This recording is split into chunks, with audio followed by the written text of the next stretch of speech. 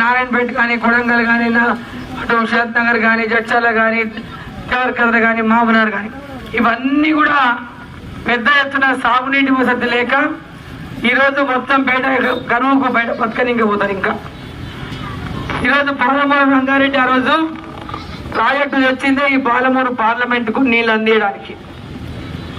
మరి పాలమూరు రంగారెడ్డి ప్రాజెక్టుని ఈ ప్రాంతంలో ఎత్తైనటువంటి ప్రాంతం ఏదైతే మహబూబ్నగర్ పార్లమెంట్లో ఉందో, మరి భీమా ద్వారా కొంత నీళ్లు వచ్చినప్పటికీ మిగతా చాలా ప్రాంతాల్లో నీళ్లు రాలేదు. ప్రతి నియోజకవర్గంలో కూడా మరి నీళ్లు రావాల్సినటువంటి రైతులకు నీళ్లు అందించాల్సినటువంటి అవసరం ఉందని ఆ రోజు పాలమూరు రంగారెడ్డి మరి సాగునీటి ప్రాజెక్టును, ఇరిగేషన్ ప్రాజెక్టును నేను మంత్రిగా ఉన్నప్పుడు రిటైర్డ్ ఇంజనీర్స్ వాళ్ళందరూ కూడా కలిసి దాని ప్రాజెక్ట్ రిపోర్ట్ తయారు చేస్తే, ఎట్టి పరిస్థితుల్లో ఈ తెలంగాణ విభజన ముందుగానే మీరు దాన్ని శాంక్షన్ చేయించుకోవాలమ్మా, లేకుంటే దాని భవిష్యత్తులో ఇబ్బంది అవుతుంది, మీరు ఎట్లయినా దాన్ని ముందే దాన్ని ఒక జీవో ఇప్పించుకోండి అంటే ఆ రోజు పట్టుబట్టి కిరణ్ కుమార్ రెడ్డి గారు ముఖ్యమంత్రి ఉంటే ఆంధ్ర వాళ్ళంతా దాన్ని వ్యతిరేకిస్తున్నా పట్టుబట్టి మాకు ఈ జిల్లాలో పాలమూరు కానీ పట్టుబట్టి దాన్ని సర్వే కోసం జీవో ఇప్పించింది డీకే అరుణమ్మ అని చెప్పి మీకు అందరికీ కూడా నేను వాళ్ళకి తెలియజేస్తా ఉన్నా.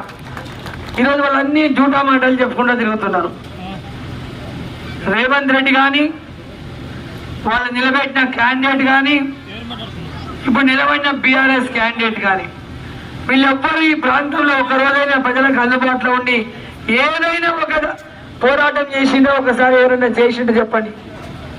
ఎప్పుడైనా ఈ ప్రాంతంలో రేవంత్ రెడ్డి ప్రతిపక్షంలో ఉన్నప్పుడు కానీ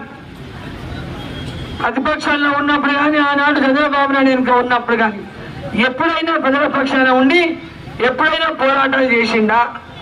ఎప్పుడైనా ప్రజలకు అందుబాటులో ఉండి పని చేసిండా?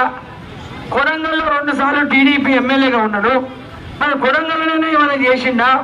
ఒకసారి మనం అందరం చూసి వాళ్ళకి పెద్ద పెద్ద మాటలు మాట్లాడుతున్నారు. వాళ్ళ అభివృద్ధి అంటే అర్థమే తెలియదు వాళ్ళకి తెలిసిన అభివృద్ధి అంటే వాళ్ళ సొంత అభివృద్ధి మాత్రమే, ప్రజల అభివృద్ధి కాదు, మన జిల్లా అభివృద్ధి కాదు, మన రాష్ట్రం అభివృద్ధి కాదు.